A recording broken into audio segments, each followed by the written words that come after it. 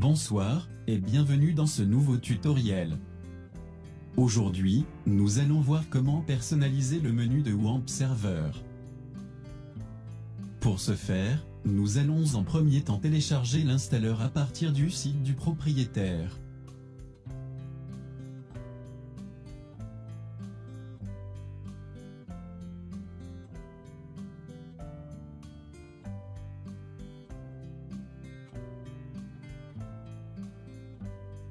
Vous y trouverez plusieurs versions, choisissez celle qui correspond à votre système d'exploitation.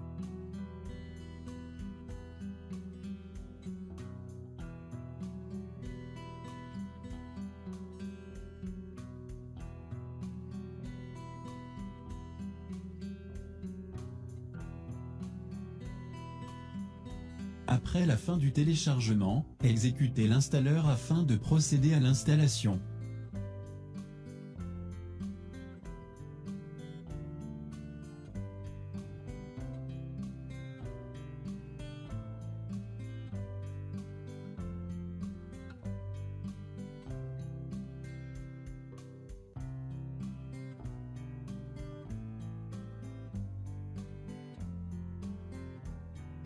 Désignez quel navigateur se chargera d'exécuter les pages de WAMP Server. Personnellement, je préfère utiliser Google Chrome comme navigateur par défaut.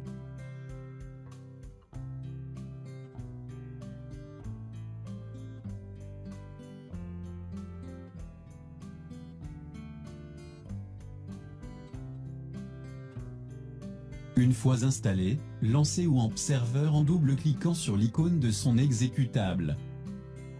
Si son icône système n'est pas en vert, alors, une erreur est survenue lors de l'installation, ou, un ou plusieurs programmes qui sont en cours d'exécution, occupent le port principal que doit utiliser WAMP Server.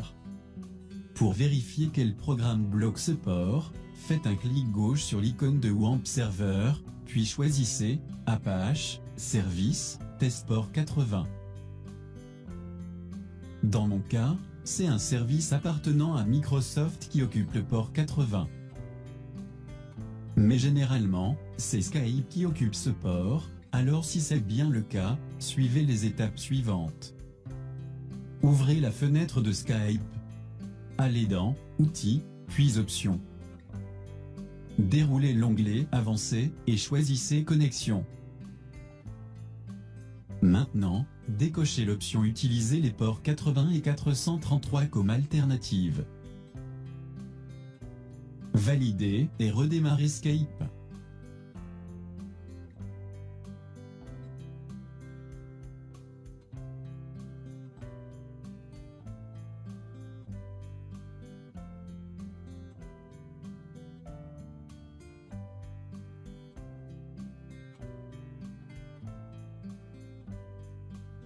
Redémarrez également les services de WAMP Server.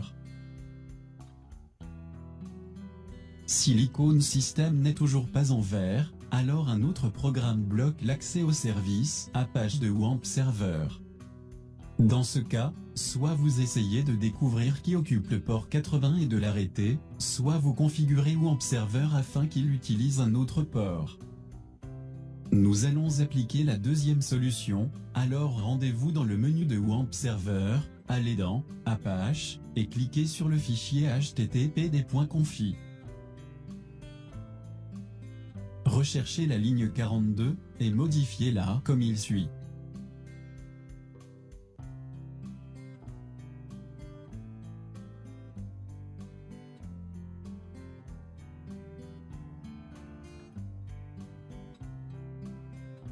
Dans cet exemple, nous avons utilisé le port 82, vous pouvez en choisir un autre, pourvu qu'il ne soit pas déjà occupé. Modifiez également la ligne 171 comme il suit. Enregistrez et relancez les services de WAMP Server.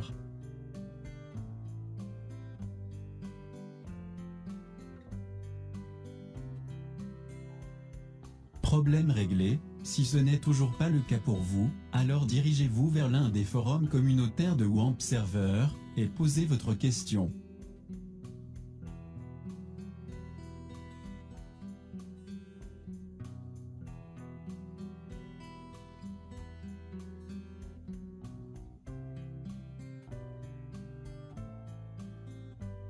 Comme vous pouvez le constater, il faut toujours préciser le port dans l'URL pour pouvoir atteindre notre page de démarrage.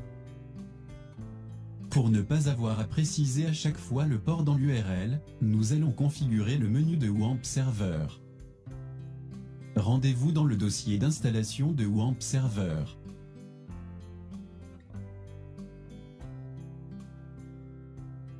Ouvrez le fichier wampmanager.tpl. Allez à la ligne 121, et modifiez ce qui s'y trouve comme il suit, selon le port que vous aviez choisi.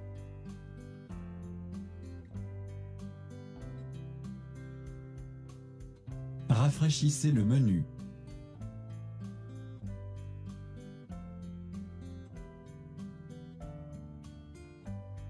Voilà, maintenant le lien localhost renvoie directement vers la page de démarrage.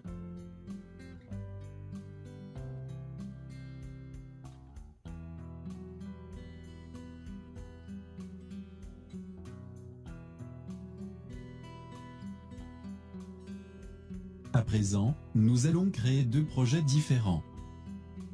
Il existe plusieurs façons d'organiser ces répertoires de projets, nous utiliserons la plus simple. Nous créons alors les deux projets dans le répertoire racine www. Nous créons aussi une page de test pour chacun des deux projets.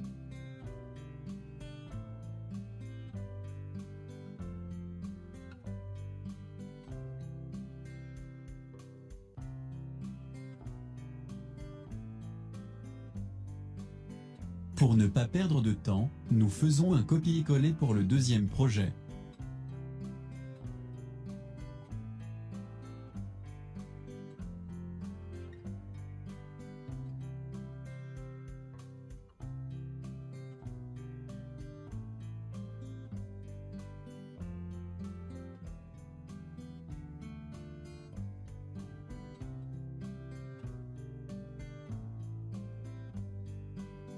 Voilà, nos projets sont prêts à être utilisés.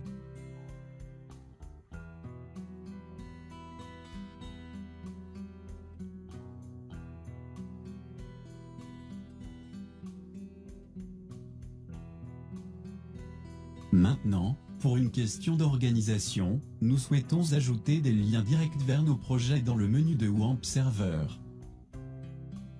Alors rendez-vous dans le répertoire www et ouvrez le fichier wampmanager.tpl.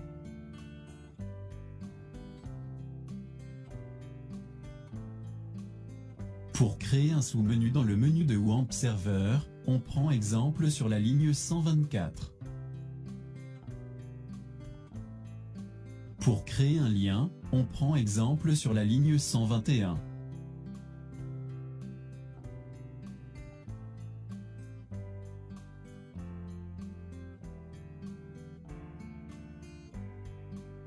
L'attribut caption représente le libellé du sous-menu, c'est-à-dire le titre qui doit apparaître dans le menu de WAMP Server. Nous choisirons My Application. L'attribut submenu est en quelque sorte le nom ou l'identifiant du sous-menu qu'on compte créer. On aura besoin de cet identifiant plus bas. Jusque-là, nous avons créé uniquement le sous-menu. À présent, il faut créer le contenu de ce dernier. Entre crochets, l'identifiant du sous-menu.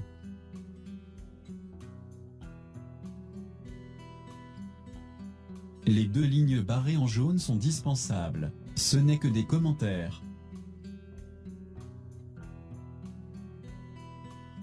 Notre sous-menu contiendra deux liens, chacun vers l'une des applications qu'on a créées. On donne un libellé, ainsi que le lien approprié, à chaque lien de projet.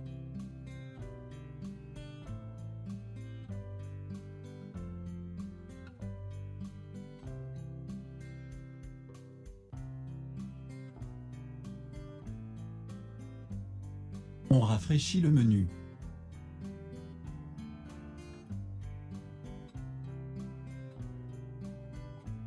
Voilà, notre menu WAMP Server est personnalisé.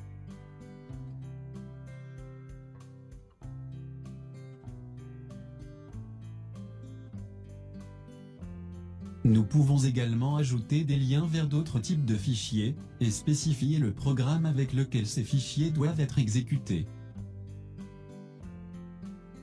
Nous allons prendre pour exemple un fichier texte, qui sera exécuté à l'aide de Notepad.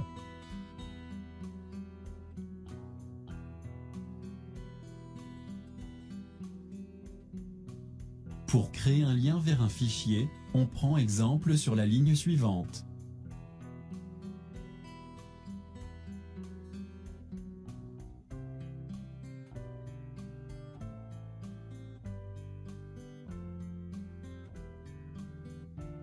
C'est presque la même chose que précédemment, sauf qu'ici on peut spécifier le programme avec lequel le fichier cible sera ouvert.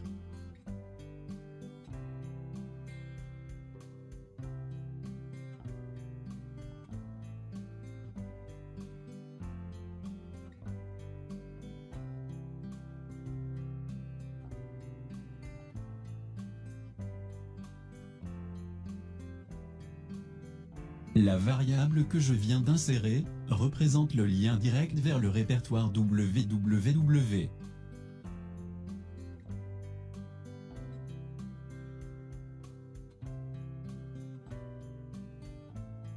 Voilà, rafraîchissez le menu.